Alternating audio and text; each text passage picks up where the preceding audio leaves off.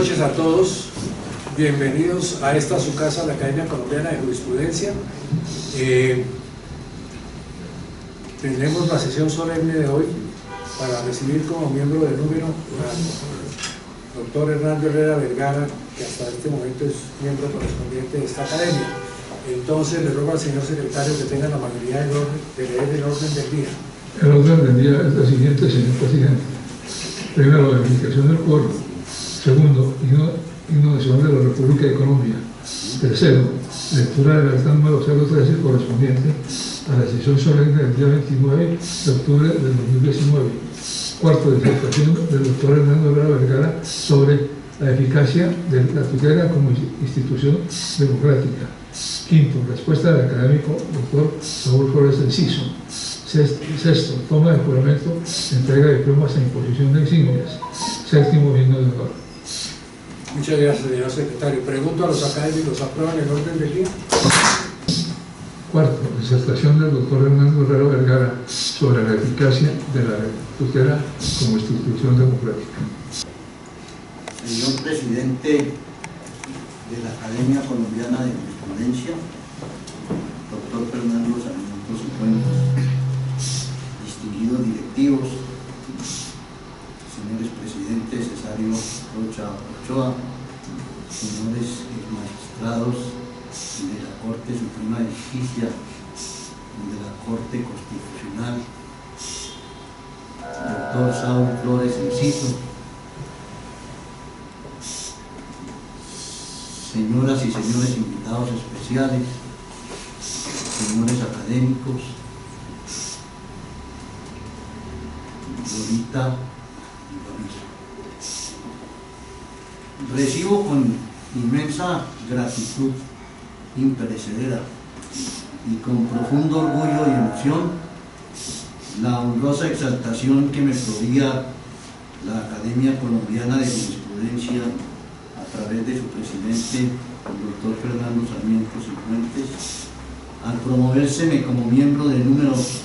de esta prestigiosa institución, lo que constituye para mí, al lado de mi familia, una de las más significativas exaltaciones y distinciones que se me hayan otorgado en mi vida y a lo largo de mi carrera profesional. He querido presentar como trabajo para ocupar esta altísima dignidad a la que he sido enaltecido en el día de hoy, el concerniente a la eficacia de la acción de tutela como instrumento democrático para la protección inmediata de los derechos fundamentales de las personas naturales y jurídicas, que, como es bien sabido, fue concebida por la Constitución de 1991, en cuya Asamblea Nacional tuve el inmenso honor de participar como constituyente elegido por el voto popular de mis conciudadanos. Como es igualmente de público conocimiento, la acción de tutela constituye uno de los mecanismos democráticos judiciales más valiosos de significativa participación ciudadana y de naturaleza constitucional que tienen todas las personas naturales y jurídicas, con el objetivo primordial de reclamar ante los jueces la protección inmediata y la defensa de sus derechos fundamentales constitucionales, cuando quiera que estos derechos resulten vulnerados o también amenazados por la acción o la omisión de una autoridad pública, o bien de particulares que ejerzan funciones públicas o que coloquen a una persona en estado de subordinación o de indefensión, como reza textualmente el artículo 86 de nuestra Constitución. Constituye un soporte primordial del anhelado principio de una pronta y cumplida justicia. Dicha acción constitucional fue concebida, como se ha expresado en la Carta Fundamental de 1991, como un instrumento judicial democrático dentro de los principios fundamentales que enmarcan el Estado Social de Derecho en su título primero, inspirado en la necesidad de consagrar un procedimiento breve y sumario que permitiera a los ciudadanos y a todas las personas naturales y jurídicas su desarrollo eficaz para reclamar sus derechos fundamentales mediante la presentación de una solicitud ausente de toda clase de formalismo o tecnicismo alguno, que es presentado ante la autoridad judicial, a fin de que el juez constitucional, dentro del ámbito de su competencia, profiera el fallo de tutela de inmediato cumplimiento dentro de los 10 días siguientes a su solicitud, cuya providencia de instancia solamente podrá impugnarse ante el juez superior dentro de los 20 días siguientes la respectiva decisión, y deberá ésta remitir el expediente para su eventual revisión a la Corte Constitucional. La misma acción fue reglamentada evidentemente, como es bien sabido, por el decreto con fuerza de ley 2591 de 1991, expedido en el gobierno del presidente de la República, doctor César Gaviria Trujillo, en ejercicio de las facultades que le fueron otorgadas al jefe del Estado en el literal B del artículo 5º transitorio de la Constitución, así como mediante el decreto 306 de 19 de febrero de 1992, dictado con base en las facultades otorgadas al primer mandatario de los colombianos por el artículo 189, numeral 11 de la misma Carta Política, y los decretos 1382 de 2000 y 1983 de 2017, que establecen las reglas para el reparto de la acción de tutela, precepto este último que vino a modificar lo relativo a la competencia para el conocimiento de la misma acción. La Corte Constitucional, originada en la misma Carta Fundamental, que entró a regir con la promulgación de la Constitución de 1991 y a quien se le confió la guarda de la integridad y supremacía de la Constitución en los estrictos y precisos términos del artículo 241 de la Constitución, y como máximo juez de revisión de las sentencias de tutela dictadas por las instancias judiciales, ha elevado igualmente a través de reiterados pronunciamientos a la categoría de fundamental algunos derechos, aunque no se encuentren relacionados con ese carácter en la misma Constitución, para los efectos de ordenar asimismo su protección inmediata cuando ellos a su juicio hayan sido igualmente vulnerados o amenazados, y siempre que guarden conexidad con otros derechos que sí tienen rango constitucional. Dentro de la concepción del Estado Social de Derecho, consolidado en la Carta Política y en el marco jurídico democrático y participativo, la misma Constitución elevó a canon constitucional un capítulo especial consagrando los derechos fundamentales de las personas naturales y jurídicas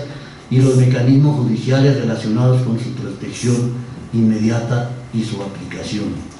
Es así como el constituyente de 1991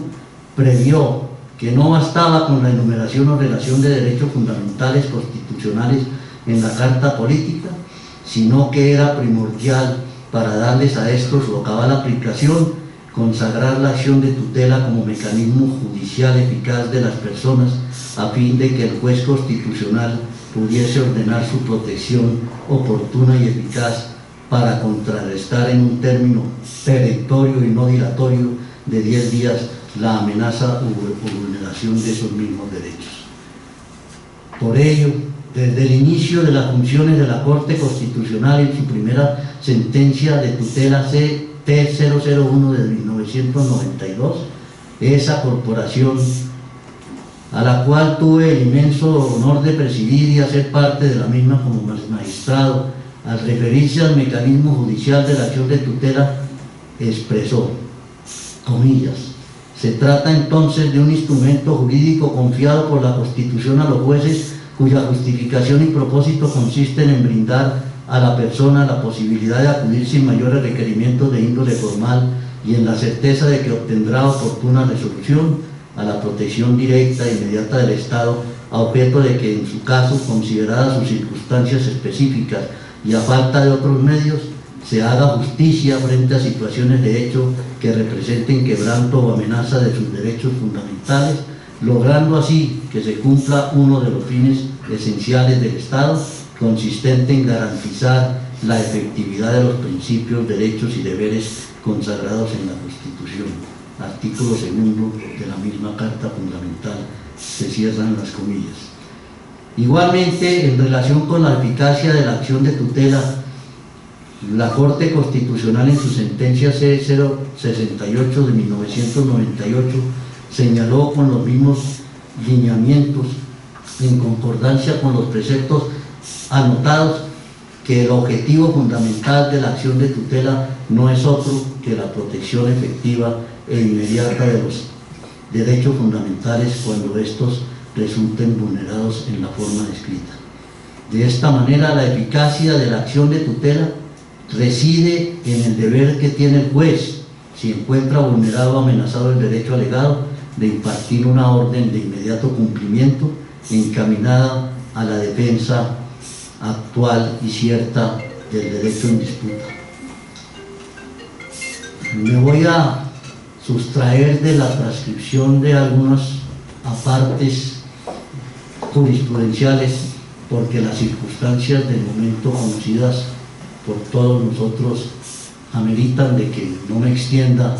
en esta oportunidad sobre todas las partes que tenía esbozadas en la presentación correspondiente de la acción de tutela. Pero también quería significar cómo la Corte también ha señalado que aunque se haya formulado la acción de tutela por parte de las personas naturales o jurídicas, si esta acción contra una autoridad pública, por ejemplo, ha sido satisfecha, resuelta en forma satisfactoria, no hay lugar a determinar una decisión de fondo, por cuanto en esas circunstancias se produce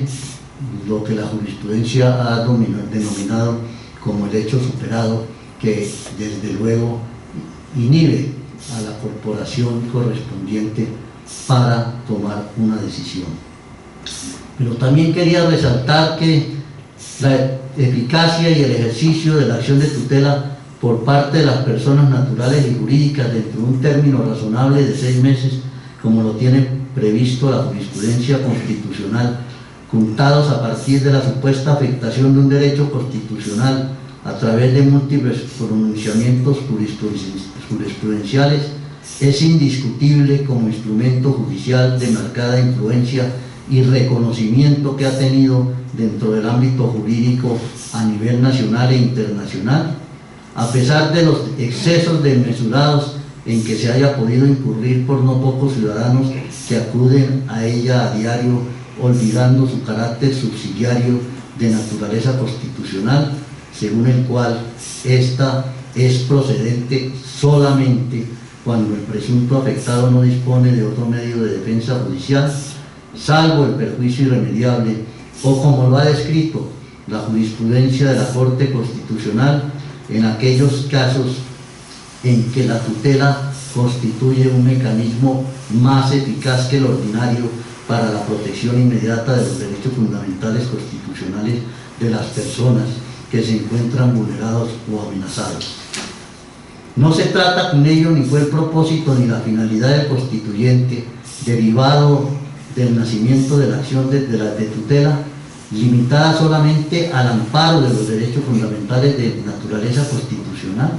de sustituir en manera alguna a las demás jurisdicciones constitucionales como la civil,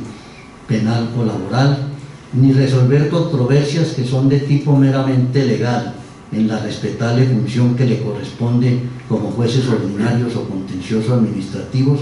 los cuales tienen plena competencia para administrar justicia de acuerdo a lo establecido en la misma Constitución y en la ley. De ahí que la misma Carta Política precisamente haya establecido el principio de subsidiariedad, según el cual ella procederá cuando el afectado no disponga de otro medio de defensa judicial, salvo que se utilice como mecanismo transitorio para evitar un perjuicio irremediable, lo que deja en claro que la misión del juez constitucional de tutela es la protección inmediata de los derechos constitucionales y no legales, dejando a salvo el funcionamiento y la competencia de las demás jurisdicciones, también de origen constitucional. Por ello, se ha expresado con razón que no es endilgable ni reprochable que los ciudadanos reclamen a diario la protección inmediata de sus derechos constitucionales que sienten vulnerados o amenazados a través del ejercicio de la acción de tutela proveniente de una de las constituciones como la nuestra más progresistas a nivel nacional e internacional, debido a las acciones o omisiones de las autoridades públicas o de la función dentro de las empresas privadas, lo que no demerita la eficacia de la misma ni su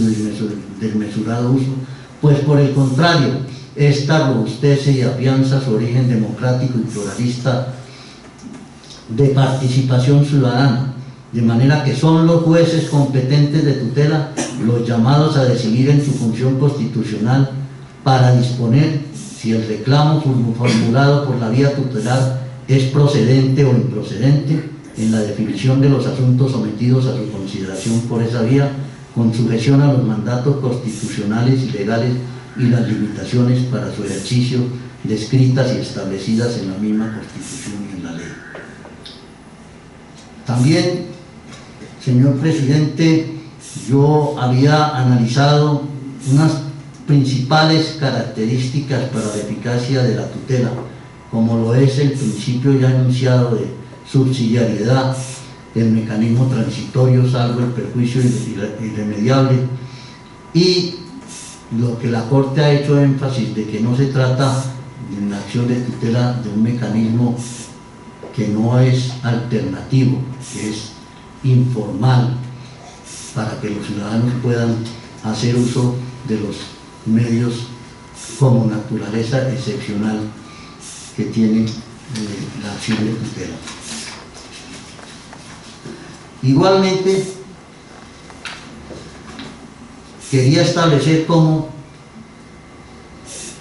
si bien es cierto que se ha dicho que no, la acción de tutela no es un medio alternativo o facultativo que permita complementar los mecanismos judiciales ordinarios establecidos en la ley, ha también manifestado la Corte que no se puede abusar del amparo constitucional, como lo dijo, se expresó en la sentencia Tesis 1008 de 2012, no se puede, repito, abusar del amparo constitucional ni vaciar de competencia la jurisdicción ordinaria con el propósito de obtener un pronunciamiento más ágil y expedito, toda vez que éste no ha sido consagrado para reemplazar los medios judiciales dispuestos por el legislador para tales fines. Posteriormente, en sentencias del año 2015 y 2018, estableció la Corte que si existen otros mecanismos de defensa judicial que resulten idóneos y eficaces para solicitar la protección de los derechos que se consideran amenazados o vulnerados, el afectado debe agotarlos de forma principal y no utilizar directamente la acción de tutela. En consecuencia,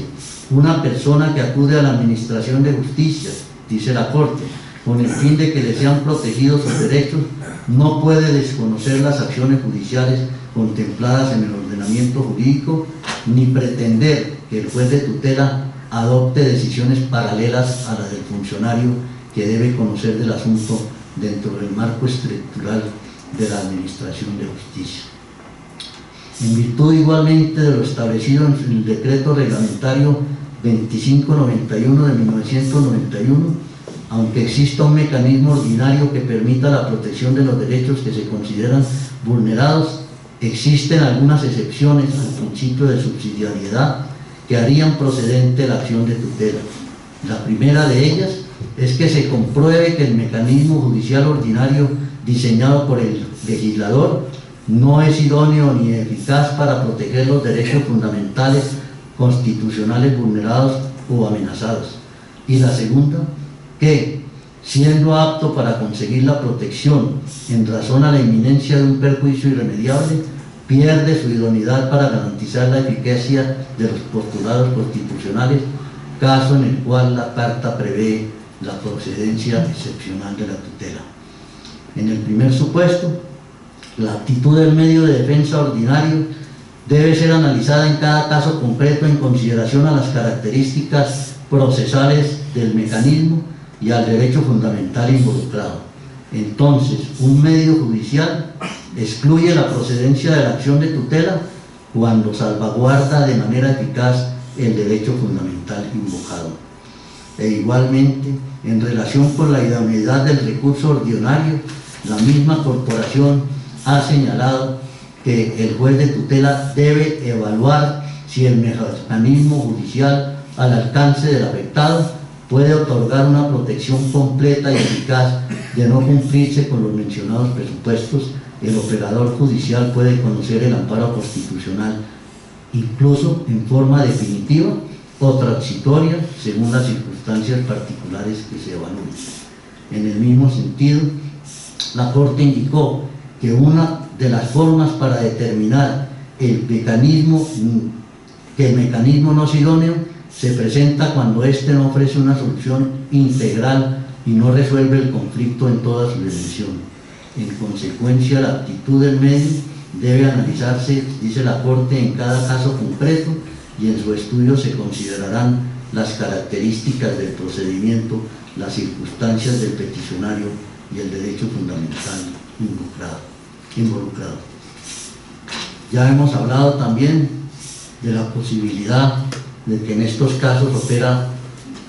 como mecanismo transitorio el ejercicio de la acción de tutela cuando se trata de invocar un perjuicio irremediable, el cual, en síntesis, como lo dice la Corte, debe quedar demostrado al menos sumariamente, no un proceso que permita la prolongación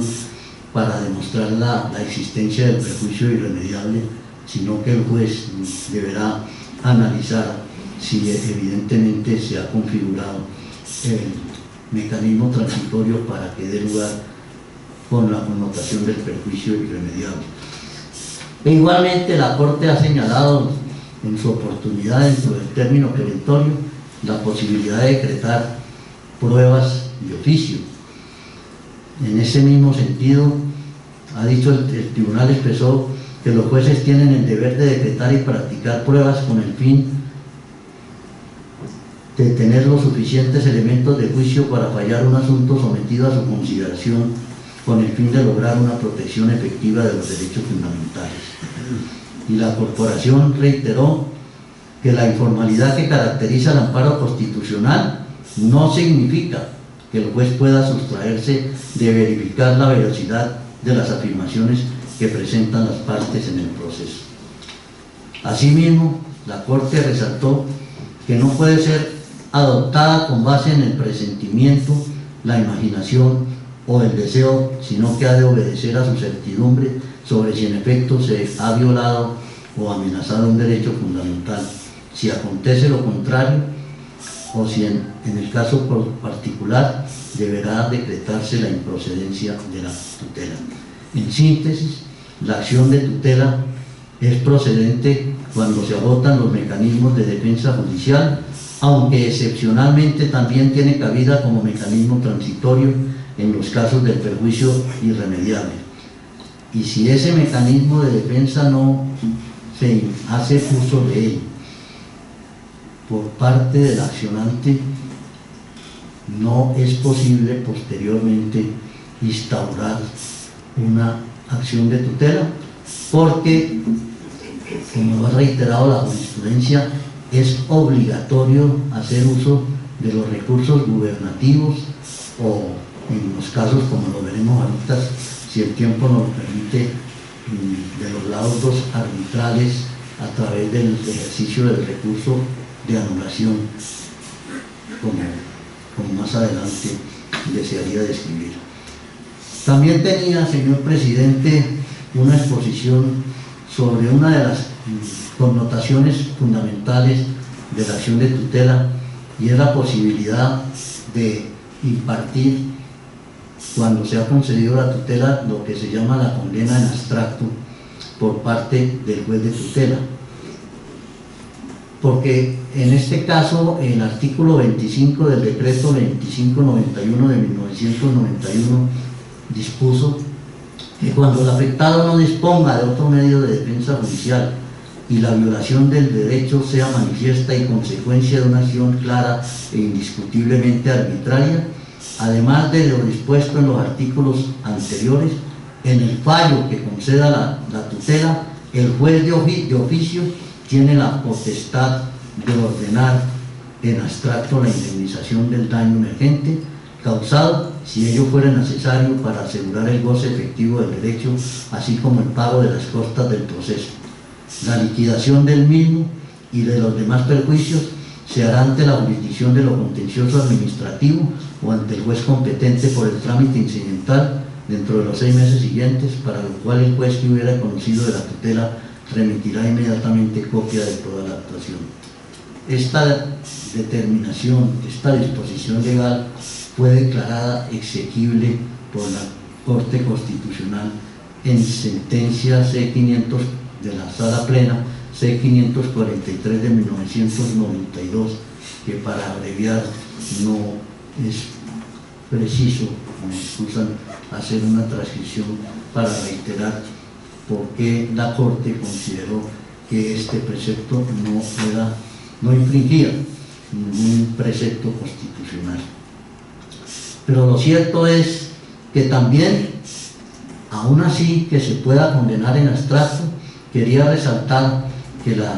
Corte también dice que hay que respetarse a la persona accionada, a la condenada en abstracto, previamente ordenar la indemnización del daño emergente,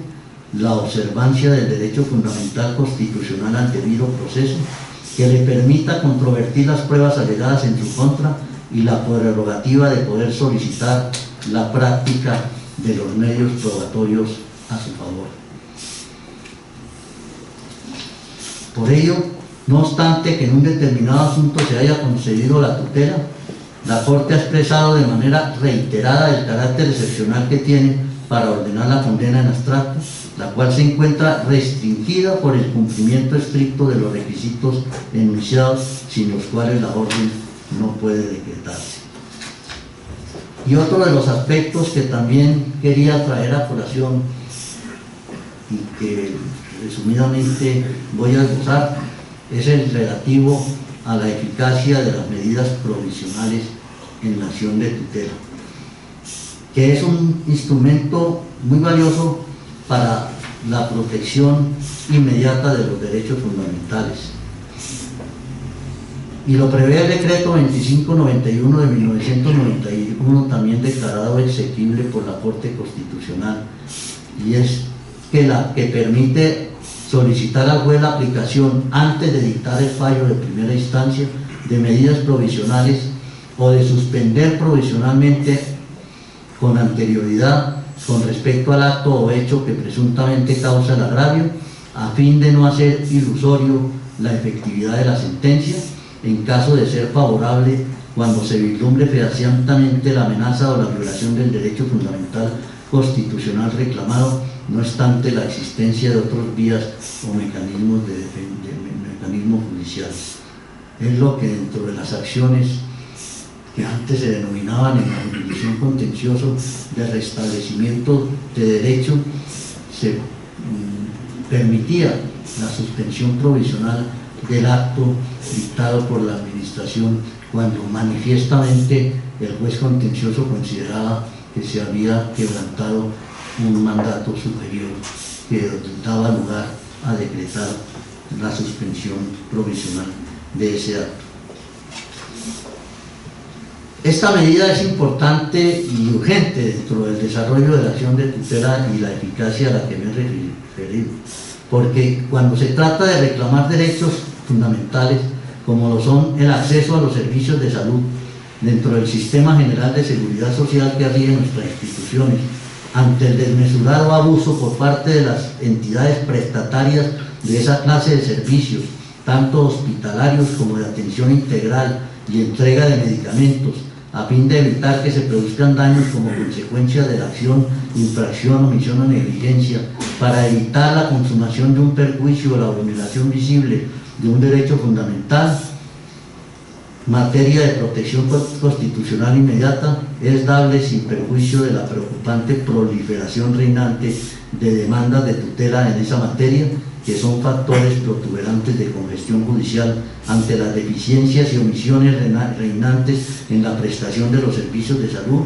que resquebraja de manera notoria los principios plasmados en la Carta Fundamental de Eficiencia y Universalidad, de que trata el artículo 48 de la Carta Política, que requiere de una intervención inmediata para contrarrestar la crisis reinante, principalmente en los servicios de salud, que ocasiona el ejercicio diario de mecanismos de participación de los ciudadanos y personas afectadas por la deficiente y creciente prestación de los servicios. Ello, con mayor razón, como lo señala la Corte Constitucional, cuando se trata del derecho a la seguridad social de personas de la tercera edad, quienes por sus condiciones de debilidad manifiesta requieren de una atención oportuna y eficaz de sus derechos. La Corte ha definido que la orden en acción de tutela de medidas provisionales resultan necesarias para evitar que la amenaza contra el derecho se concrete en una vulneración o para precaver su agravación. Así pues, comillas, se pretende evitar que la amenaza del derecho se convierta en violación o que la violación del derecho produzca un daño más gravoso que haga que el fallo de tutela carezca de eficacia en caso de ser amparable el derecho. Por ello, la medida provisional es independiente del fallo de tutela que se adopte después de la medida, o en otras palabras, la circunstancia de decretar, dice la Corte, la medida provisional no obliga en manera alguna al juez que la impuso fallar en el mismo sentido en el momento de la decisión que ponga fin a la instancia procesal. Es decir, que aún decretada la medida provisional, puede el juez revocar esa medida provisional en la sentencia o confirmarla de acuerdo a lo que estime pertinente una vez analizado todo el proceso. Igualmente quisiera destacar dos aspectos fundamentales antes de terminar, y es, por un lado, la responsabilidad subjetiva por el incumplimiento de órdenes de tutela impartidos por el juez por parte del agente u órgano del Estado, y en segundo lugar, muy en síntesis, el tema de las tutelas frente a providencias judiciales, laudos arbitrales o actos de la administración. Entonces, en relación con la responsabilidad subjetiva por el incumplimiento de las órdenes de tutela, a pesar de que el decreto 2591 de 1991 reglamentario de la acción de tutela estableció sanciones por desacato para quienes incumplan la orden de tutela o la desatiendan dentro de los plazos dispuestos en el fallo del juez constitucional, en numerosos procesos persiste la obstinada negligencia y falta de diligencia para que la autoridad pública y los mismos particulares, en los casos específicos cuyas órdenes se le ha impartido, cumplan con el pronunciamiento judicial dentro de los términos ordenados por el juez de tutela en su providencia de efecto inmediato. Para que se produzca el cumplimiento efectivo de las medidas provisionales ordenadas y de las providencias de tutela en firme, considero que es indispensable una reforma legal que establezca sanciones más eficaces y ejemplarizantes por el incumplimiento o desacato de las mismas decisiones, pues no basta con aplicar los correctivos que consagra el artículo 52 del decreto 2591 de 1991, que pretende cumplir el fallo con la disposición de una multa o arresto por unos días, persistiendo la obligación de acatar el fallo. De esta manera, los correctivos sancionatorios impuestos deben permanecer, pero incrementados con multas sucesivas hasta que evidentemente se cumpla la orden, o manteniendo el arresto al persistirse en la negativa del incumplimiento o del desacato. No se puede olvidar además que la misma jurisprudencia constitucional ha establecido la responsabilidad subjetiva por parte del funcionario que ha incumplido la orden de tutela o del causante de la decisión que pueda dar lugar con medidas más estrictas para cumplir la orden de tutela, como la suspensión en el cargo del funcionario renuente o la pérdida del empleo o la inhabilidad para ejercer el empleo por el tiempo que fije la ley, observando desde luego el debido proceso del inculpado y respetando siempre en el respectivo proceso disciplinario.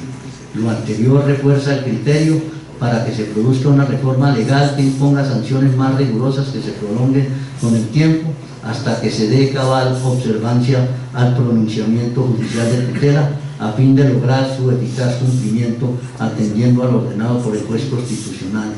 en los plazos fijados por este. Y finalmente, señor presidente y distinguidos miembros de la academia, me voy a referir desde luego también en síntesis a la acción de tutela contra providencias judiciales, laudos arbitrales y actos administrativos. Desde la promulgación, como es sabido, de la Constitución de 1991, fue materia de amplia discusión entre las altas cortes el criterio según el cual la Corte Constitucional tiene facultad constitucional para conocer de acciones de tutela contra providencias judiciales dictadas por la Corte Suprema y el Consejo de Estado como tribunales de casación, como órganos de cierre, lo que dio lugar a lo que suele llamarse en el adagio popular como un choque de trenes entre dos altas jurisdicciones o corporaciones de la justicia colombiana. Esta disquisición aparece hoy superada. Es evidente que el constituyente de 1991, al señalar en el artículo 86 de la Carta Fundamental que le dio vida jurídica al amparo constitucional o tutela para la protección inmediata de los derechos fundamentales de todas las personas, consagró su procedencia cuando quiera que estos resulten vulnerados o amenazados frente a la acción o la omisión de cualquier autoridad pública, dentro de las cuales se encuentran comprendidas las autoridades jurisdiccionales.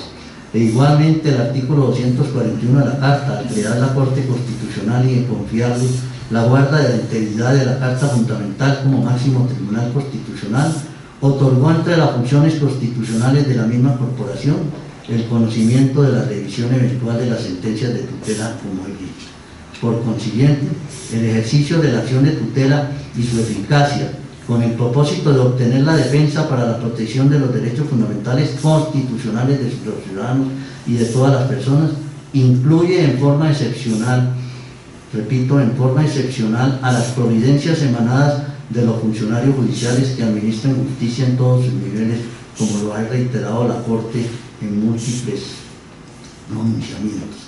La jurisprudencia reconoció la procedencia excepcional contra providencias en aquellos casos, y ya lo ha admitido también la Corte Suprema de Justicia y el Consejo,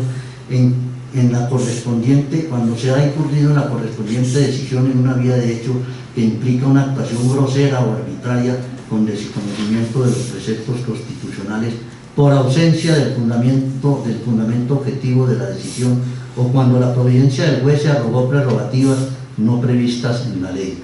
Igualmente, la Corporación señaló que la acción de tutela procede contra actos administrativos emanados de la autoridad pública que den lugar a una actuación arbitraria de la administración que se deriva de una vía de hecho. Del mismo modo, la Corte ha precisado que los laudos arbitrales son providencias judiciales, pues se trata de la definición por parte de árbitros habilitados para dirimir controversias que ejercen transitoriamente funciones judiciales, conforme lo señala el artículo 116 de la Carta Política. Para la Corte, la decisión judicial contratada en un laudo arbitral es eminentemente jurisdiccional y equivale a una providencia judicial en cuanto resuelve el litigio suscitado entre las partes, pronunciándose sobre los hechos, resolviendo sobre las pretensiones, valorando las pruebas y declarando el derecho a la luz de los mandatos constitucionales y legales o atendiendo a los principios de equidad. También ha señalado en forma excepcional en qué casos concretos procede la acción frente a providencias, destacándose que por regla general la demanda no es viable cuando lo que se persigue es reabrir una controversia judicial definida en el proceso ordinario o contencioso administrativo o en el laudo arbitral, como si se tratara de una instancia adicional, o variar la interpretación del juez revestido de autonomía para adoptar la correspondiente decisión. En esta forma, las interpretaciones que haya adoptado estas autoridades no son procedentes para la viabilidad de la acción de tutela. Por eso, como dice, esto se opone a que la acción de tutela ejerza una labor de corrección del fallo o que sirva como una nueva instancia para la discusión de los asuntos de índole probatoria o de interpretación del derecho legislado que dieron lugar al mismo. Como ya se ha dicho, la Corte Constitucional admitió la procedencia excepcional de la acción de tutela contra providencia judicial cuando se observaba de manera manifiesta la presencia de una vía de hecho frente a las llamadas decisiones arbitrarias para impetrar la protección de derechos fundamentales que dan lugar a una actuación apartada de todo fundamento legítimo, quebrantadora del orden jurídico y vigente y transgresora de derechos fundamentales de los asociados. La tesis de la vía de hecho tuvo una evolución desde 1993 hasta el año 2005, cuando a raíz de la sentencia C-590, siendo magistrado ponente el doctor Jaime Córdoba Triviño, ilustre jurista, que le dio un giro jurisprudencial al sustituir el concepto de la vía de hecho por el denominado causales de procedibilidad de la acción de tutela contra providencias judiciales a cambio del señalamiento de la vía de hecho, distinguiendo entre los requisitos generales para su procedencia y los requisitos o causales de procedibilidad que constituyen los cauces argumentativos dentro de las que debe marcarse la violación de derechos fundamentales que se atribuye a la decisión judicial objeto de control, a los cuales se hará referencia. Y como es bien sabido, en esa sentencia y en las posteriores se establecen, por un lado, los requisitos generales, que es cuando la cuestión discutida tenga relevancia constitucional para que proceda, que se hayan agotado los medios ordinarios, extraordinarios y de defensa al alcance del afectado, salvo que se trate de evitar un perjuicio irreparable, que la acción se interponga dentro de términos razonables y proporcionados a partir del hecho que originó la vulneración, es decir, que se cumpla el requisito de la inmediatez de los 6 meses, que la irregularidad alegada de existir tenga un impacto decisivo en el contenido de la decisión y que el actor identifique los hechos constitutivos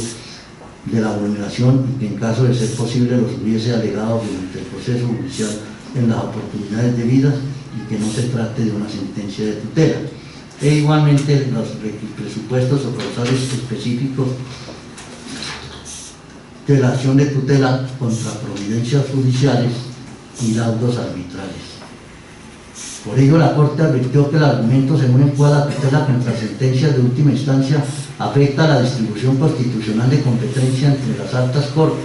y en particular la naturaleza de la Corte Suprema y del Consejo de Estado como órganos del cierre de la respectiva jurisdicción. Para la Corte ello no resulta evidente, pues, comillas, el juez constitucional no tiene facultades para intervenir en la definición de una cuestión que debe ser resuelta exclusivamente con el derecho ordinario o contencioso, salvo el estudio de la violación de un derecho fundamental constitucional. Por eso dice que su papel se reduce exclusivamente a intervenir para garantizar de manera residual y subsidiaria en los procesos ordinarios o contencioso administrativo la aplicación de los derechos fundamentales cuyo intérprete supremo por expresa disposición de la Constitución es la Corte Constitucional. En lo concerniente a los presupuestos requeridos para la procedencia excepcional de la acción de tutela, dentro de los cuales se encuentran incorporados los laudos arbitrales proferidos por los árbitros, la jurisprudencia se ha encargado de precisar en la sentencia descrita las causales frente a la vulneración de los mismos, estableciendo los defectos de que adolezca a cambio ya de la estructura de la vía de hecho, como el defecto orgánico, sustantivo, procedimental, fáctico, que de todos es conocido y a los cuales no voy, desde luego, por la brevedad de la exposición a esta situación.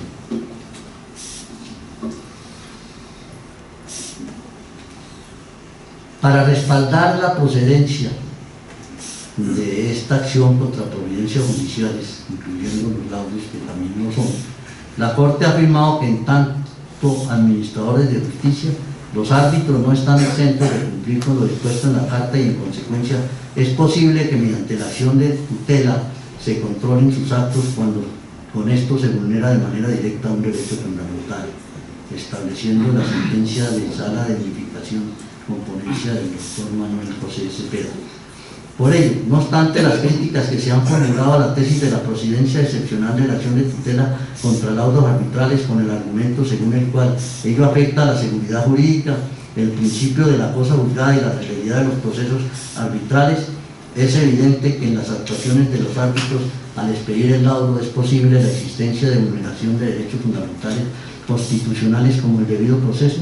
que ameritan a juicio de la Corte la procedencia excepcional del amparo en esta clase de procesos arbitrales y le dan eficacia a los mismos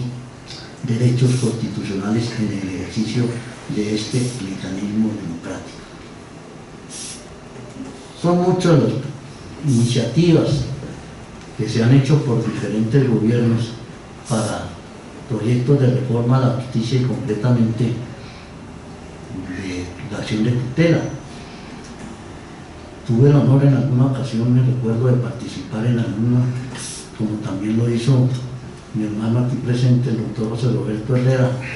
para diseñar la forma como la tutela sirviera cada vez más eficazmente sin recortarla, sino fortaleciéndola. Y también hice parte en alguna oportunidad de un comité,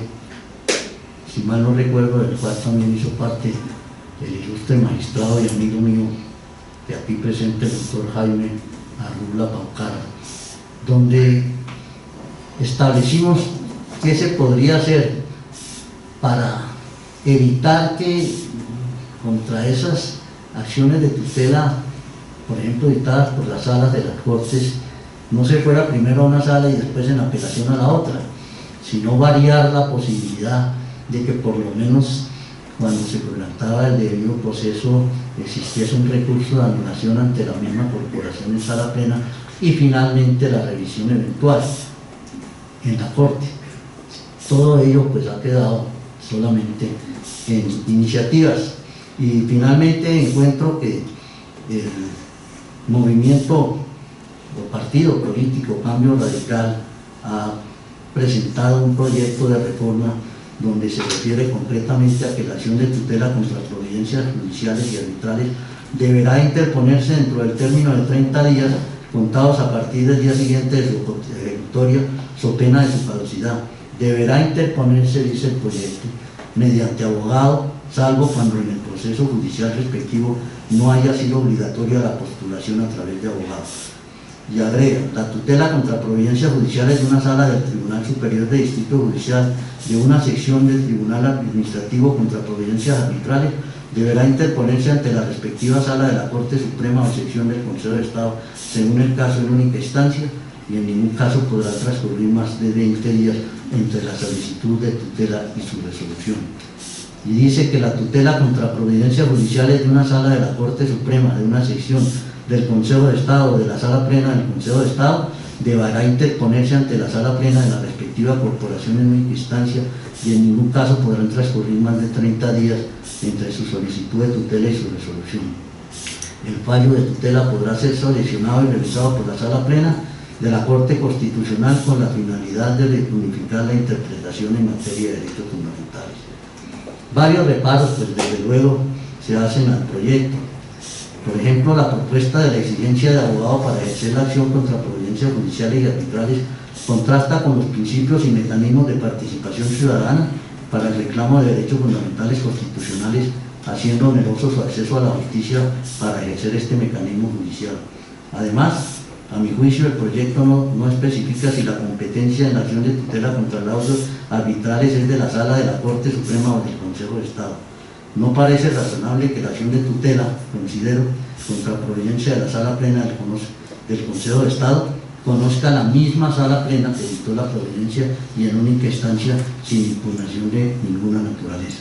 Y tampoco que la selección y revisión por parte de la Corte sea para unificar la interpretación en materia de derechos fundamentales, en lugar de ser para unificar más bien la jurisprudencia constitucional por parte de la Corte en su función de guardiana de la integridad y supremacía de la Constitución. Permítame finalmente, señor presidente y distinguidos directivos,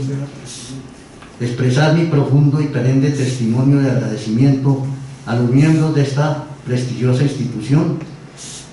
que hoy me han exaltado a la posición de miembro de número de la Academia, a la cual pertenezco desde hace varios años como miembro correspondiente. Y no podía terminar mi modesta disertación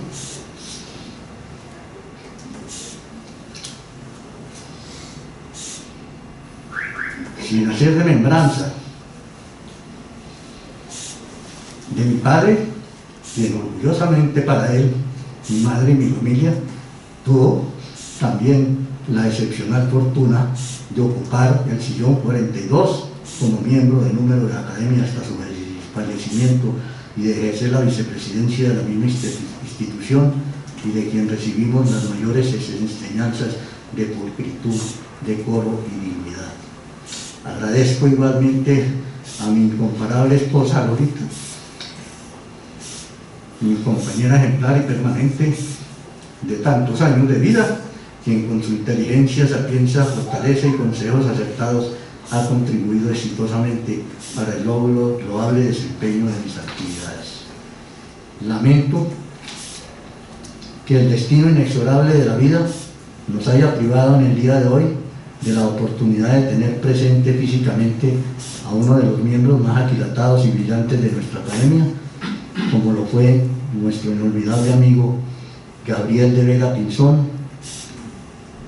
como también el doctor Augusto Ibáñez, a cuya esposa, la del doctor Gabriel de Vega Pinzón, le reitero mi testimonio de sentida expresión de condolencia. Y agradezco también la presencia de mis familiares e invitados especiales, exmagistrados y amigos que me honran con su presencia, y en especial a mi directo amigo y notable jurista, el doctor Saúl Flores Enciso, quien me ha hecho el altísimo honor de dar respuesta en nombre de la corporación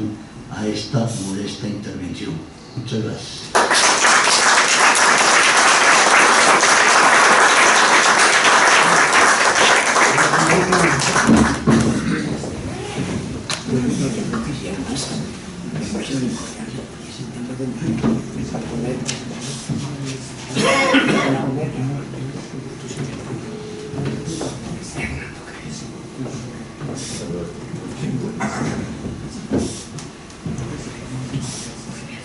Respuesta del académico doctor Saúl Flores Enciso. Doctor Fernando Sarmiento,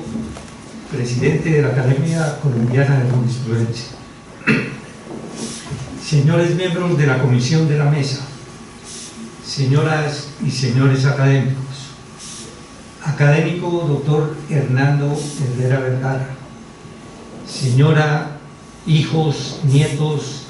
y familiares del doctor Hernando Herrera Vergara, señoras y señores invitados, ilustres expresidentes de la Corte Suprema de Justicia y de la Corte Constitucional. Con satisfacción inconmensurable procedo a cumplir con la misión honorífica que me ha sido encomendada de responder al trabajo presentado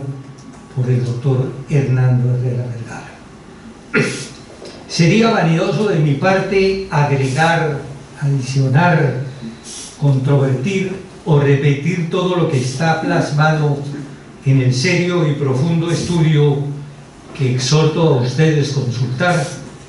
más cuando hemos oído directamente del doctor Herrera las argumentaciones juiciosas y magistrales que éste contiene en exposición brillante que él acaba de realizar. Permítaseme destacar que el trabajo elaborado por el doctor Herrera Vergara y titulado La eficacia de la acción de tutela como instrumento democrático refleja su preparación sólida y su formación académica aunada a su experiencia práctica y directa en la institución que analiza. El estudio comentado se desarrolla desde su clara y explícita consagración en nuestra Constitución vigente de 1991, en la que se debatió a profundidad entre tantos temas necesarios para el país, el de la tutela. El doctor Herrera fue protagonista especial como miembro de la constituyente que la promulgó y que posteriormente, siendo magistrado y presidente de la Corte Constitucional, desarrolló en múltiples decisiones que nos sirven de referente y soporte. Dos temas relevantes en el desarrollo de la acción de tutela presenta en cuanto a su aplicación que quiero resaltar: contraprovidencias judiciales y laudos arbitrales, como usted lo señaló, indicando con claridad, también meridiana, que esta acción es procedente no para que se vuelva otra instancia de las decisiones ya proferidas por las altas cortes o por los tribunales de arbitramiento, sino para analizar en forma concreta y objetiva la existencia probada para los casos en que aquellas hayan incurrido en violación a los derechos fundamentales. Ello lleva, por tanto, como él mismo lo indicó,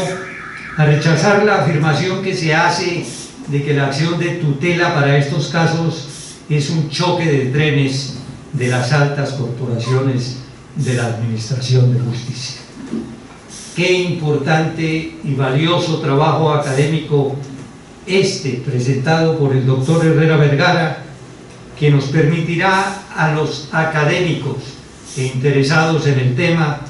fortalecer nuestros conocimientos con la argumentación que su autor utiliza y que a no dudarlo contribuye a desmontar los espíritus contradictorios y negativos que descalifican esta institución imprescindible. Por lo anterior, manifiesto a la Academia, señor presidente, que el trabajo reúne con suficiencia los requisitos exigidos para que el doctor Hernando Herrera Vergara sea promovido como miembro de número de nuestra institución.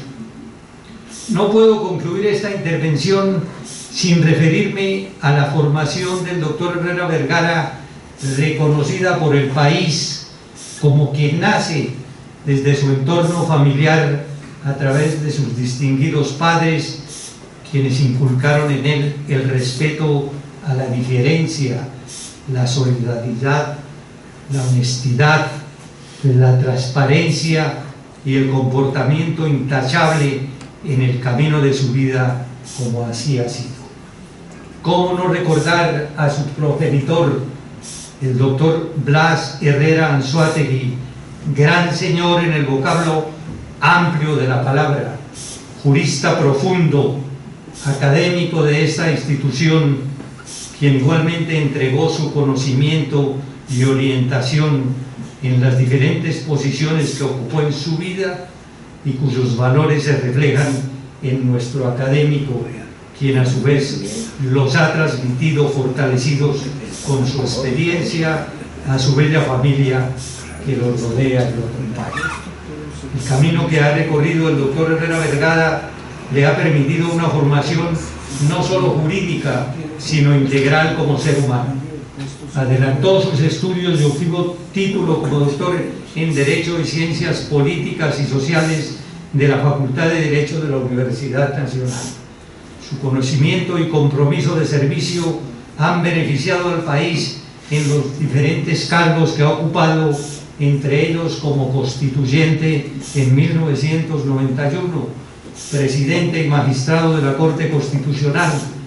vicepresidente y magistrado del Consejo Superior de la Judicatura, profesor de varias universidades, secretario general del Ministerio de Justicia y viceministro de Comunicaciones,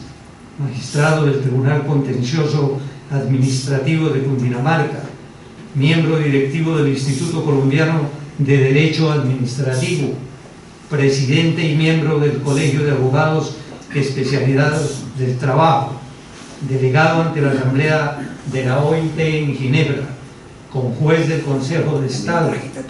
embajador plenipotenciario de Colombia en Costa Rica y destacado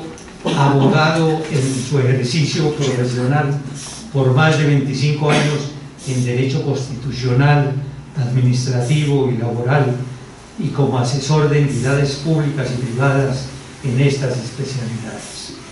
La combinación de la formación académica y de experiencia del doctor Hernando Herrera Vergara, a quien hoy la vida nos permite acompañar junto a su familia en esta academia, son motivo igualmente de fortalecimiento para nuestra institución, que lo compromete a continuar brindándole al país jurídico y judicial, entre otros, sus conocimientos y experiencia para conseguir el propósito que con justicia y paz todos anhelamos. Muchas gracias. Que en esta academia se destaquen las virtudes jurídicas, personales y profesionales de los recipiendarios, tanto como cuando ingresan en calidad de correspondientes como cuando pasan a la categoría de miembros de Número. Pero el doctor Flores Enciso me releva de hacer esas consideraciones porque ha hecho una magnífica síntesis de lo que ha sido la vida ejemplar, la vida profesional, la vida científica jurídica de parte del doctor Hernando Herrera Vergara, con quien me unen sentimientos de amistad de viejísima data, y que me complace muchísimo que hoy podamos distinguirlo en esta ocasión. Entonces, hecha esa consideración, le pido el favor de que nos pase su escrito por correo electrónico para que pueda ser publicado en nuestros artículos de la próxima edición de la revista, que recogen estos trabajos que merecen tanto encomio y una felicitación muy sincera. También quiero muy brevemente mencionar que la acción de tutela ha sido, en los intentos de reforma judicial que se han hecho acá en esta academia a lo largo de muchos años, una institución que consideramos debe preservarse como un logro de la Constitución del 91 y como una muestra de la civilidad que estamos alcanzando en muchas materias en Colombia y que no puede desconocerse. Entonces, simplemente hemos concluido en esas ocasiones con que la acción de tutela debe preservarse, pero que debe reglamentarse de manera que los defectos que ha presentado en su ejercicio puedan ser subsanados, por una parte, y por otra, que haya una jurisdicción especial que se ocupe de la tutela de tal suerte que se descongestionen las cortes para que puedan, y los tribunales para que puedan ejercer sus funciones propias, y esa jurisdicción especial de tutela sea quien se ocupe de esos temas. Los invitamos al efecto a leer el libro blanco que se publicó hace unos 2 o 3 años acá y que está a disposición de quienes quieran conocerlo en esa materia, y las conferencias que se dictaron el año pasado en las universidades Libre, Católica, Sergio Arboleda, Javeriana. El diploma dice así: Academia Colombiana de Jurisprudencia, fundada en 1894. El doctor Hernando Herrera Vergara ha sido inscrito en esta corporación como miembro de Número, en atención a los méritos y demás circunstancias que concurren en él, y para que conste se les pide el presente diploma en Bogotá al 26 de noviembre de 2019, el presidente, el vicepresidente y el secretario.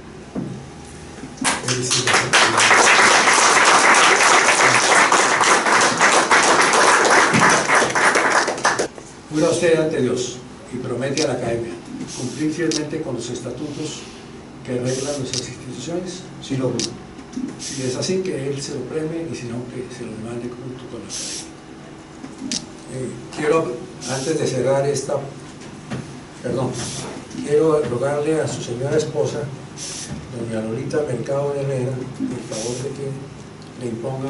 la correspondiente idea o insignia de nuestra institución.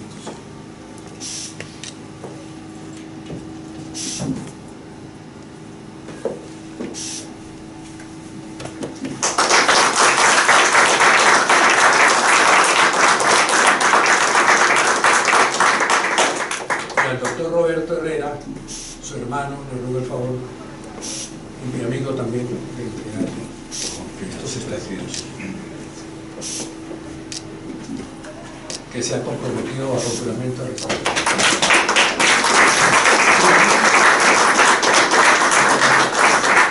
Y antes de pasar a un vino de honor, quiero pedirles muy respetuosamente que involucremos todos en horas difíciles que vive el país, que somos una institución que protege, que lucha por la democracia, por la libertad y por el respeto institucional del país. Muchas gracias a todos y pasamos a un vino de honor.